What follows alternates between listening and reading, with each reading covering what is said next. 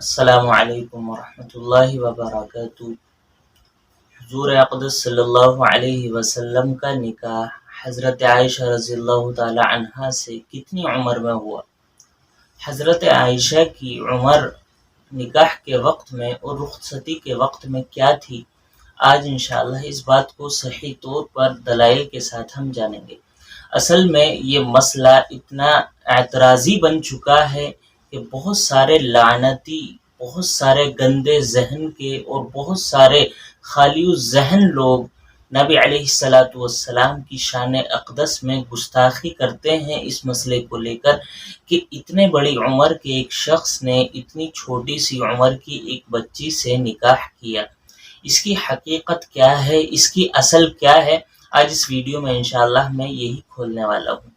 دیکھیے، یہ بات بالکل سچ ہے اور حق ہے۔ بخاری شریف کی حدیث جو قرآن کریم کے بعد سب سے بڑی کتاب ہے، سب سے عظیم کتاب ہے، اس کتاب میں یہ حدیث موجود ہے کہ حضرت عائشہ رضی اللہ تعالی عنہا کی عمر نکاح کے وقت میں 6 سال تھی اور رخصتی کے وقت میں 9 سال تھی۔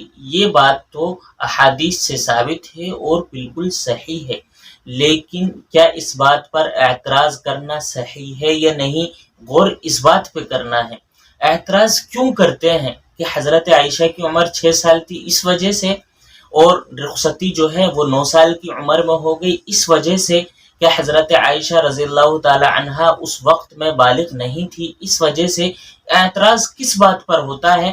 دیکھیے، اعتراض یہ لوگ کرتے ہیں کہ نکاح کے وقت میں نبی علیہ السلام کی عمر تقریباً 55 سال تھی اور حضرت عائشہ رضی اللہ تعالی عنہا کی عمر 6 سال تھی اور رخصتی کے وقت میں 9 سال تھی۔ تو کیا اس بات پر اعتراض کرنا صحیح ہے؟ دیکھیے، اعتراض وہ خالی ذہن لوگ کریں گے جن لوگوں کے پاس دلیل نہیں ہے، جن لوگوں کے پاس ذہن نہیں ہے یہ سوچنے کے لیے کہ یہ عمر کا تفاوت اتنا لمبا کیوں ہوا۔ دیکھیے، ہمارے ہندوستان میں یہ قاعدہ ہے کہ لڑکی کی عمر 18 سال ہو تبھی آپ نکاح کر سکتے ہیں، اس سے پہلے اس کی شادی نہیں کر سکتے۔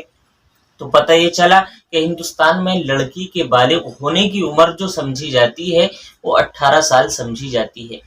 اسی طرح آپ دیگر ملکوں میں جائیں گے، دوسرے ملکوں میں جائیں گے تو 18 سال نہیں، یا تو اس سے کم ملے گی یا زیادہ ملے گی۔ غرضے کہ ہر ملک کا جو ہے لڑکی کی عمر اور بالغ ہونے کی جو عمر ہے وہ الگ الگ ملے گی آپ کو، ہر ملک کا یہ حساب ہے۔